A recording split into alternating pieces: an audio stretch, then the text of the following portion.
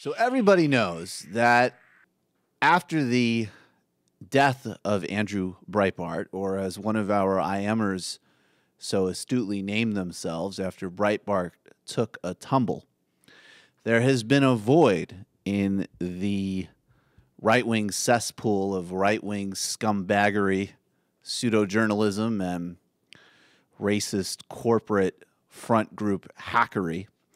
But there is one person who has stayed at the center of that cesspool and somehow managed to avoid charges and survive a federal indictment, and really the destruction of his reputation to the point at which there was obviously no reputation to begin with, which I guess in some ways is an advantage. Because if you're an ethics-free sociopath, there is no place to go but down, and down is up for you. So obviously I'm talking about James O'Keefe, who still goes out and does videos where he supposedly exposes the true hideous nature of liberal America. Most of these videos, or at least in the beginning of his career, he falsely edited in ways that actually did make something look like, if it were true, like there might actually be a story there. And of course, if you were careful about it and you actually looked at it, you would see that he lied, he did misleading edits, he tried to show Planned Parenthood, I think it was, supposedly being supportive of a prostitution ring. Was it Planned Parenthood? Oh, yeah, I think so. That was his breakthrough, right? I was about to add, and don't forget his most recent one where he dressed up like Osama bin Laden, who was deceased at the time of him making this video, and him crossing over the U.S.-Mexico border. Right. Well, this is what this is to prove something of this some is sort. what he's did. Well, this is why he's like fully. Again, it's another example of a couple years ago when his first videos came out, he actually got national press attention, and now, yes, he has been kind of more relegated to the backwaters of the right-wing cesspool. But he's still hard at work, and I just want to give you a sense of just how utterly pathetic these exposés are, because it's disgusting that they're still being funded. It's disgusting that it's still a part of this right-wing cesspool. And also, you will still see talking points that will come through James O'Keefe leak into the broader media discourse. So James O'Keefe has set out to prove, with the help of a student, a undercover student activist, I think she actually is a real student, at Barry University, which apparently is a university in Florida, to try to show that American universities, specifically their administrators in charge of helping coordinate student activities, are really nothing more than a hotbed of ISIS sympathizers. Let's watch this expose now. The next stop on the Project Veritas College investigation tour was Barry University in Miami, Florida. We told administrators we wanted to start a pro-ISIS club. Okay. Our investigator is actually an honors student at the university. How can I help you, Laura? I just have some questions about a new club. What do I need to do to, start a new club on campus? To be a recognized club or organization on campus, or even just registered, you need to fill out a roster with at least 10 people. Okay. You need to get a faculty staff advisor form. You need to have a constitution. And the last sheet is a new club registration form. Okay.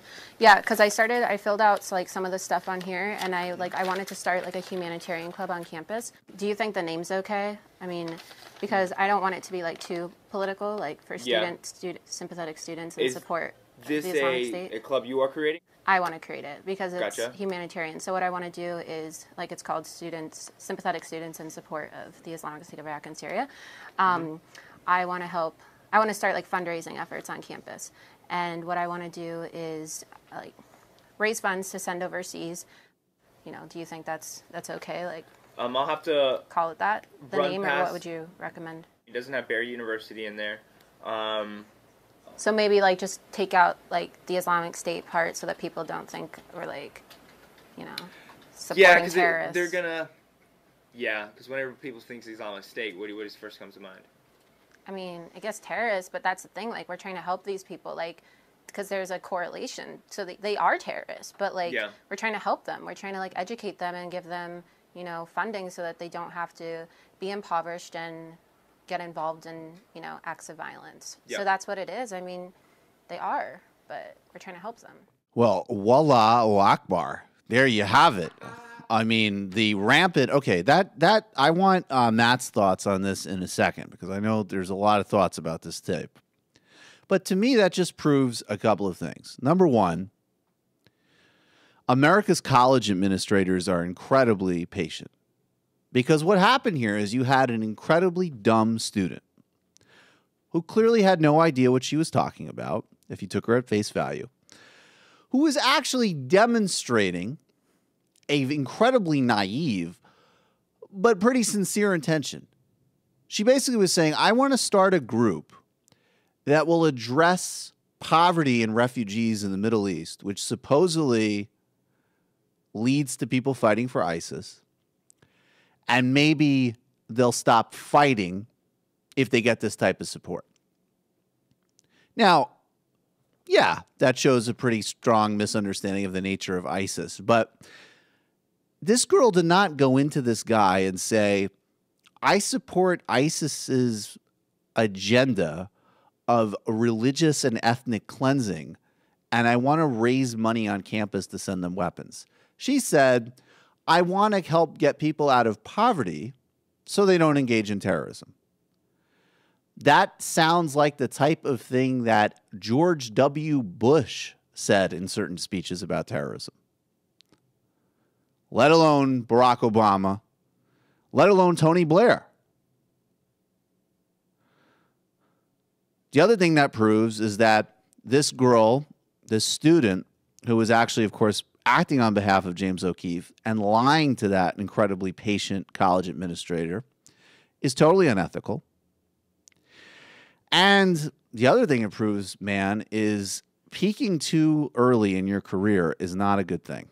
I mean, James O'Keefe is only like in his mid-20s, and this is what he's been reduced to. Osama bin Laden masks, getting unethical college students to have meetings with college administrators where they mislead and whisper. She would like, and we support ISIS. Yeah.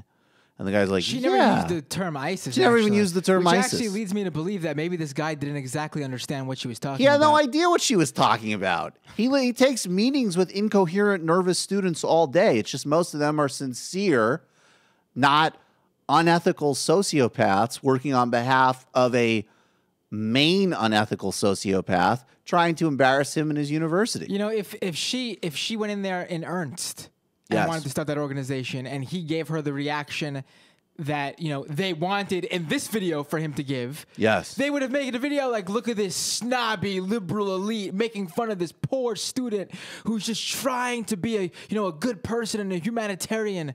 Like, it's literally, there's no winning. There's no winning, but I'll just say this. The last thing I'll say, and, you know, it feels like I'm going to need to take some extra showers today, even doing a James O'Keefe bit.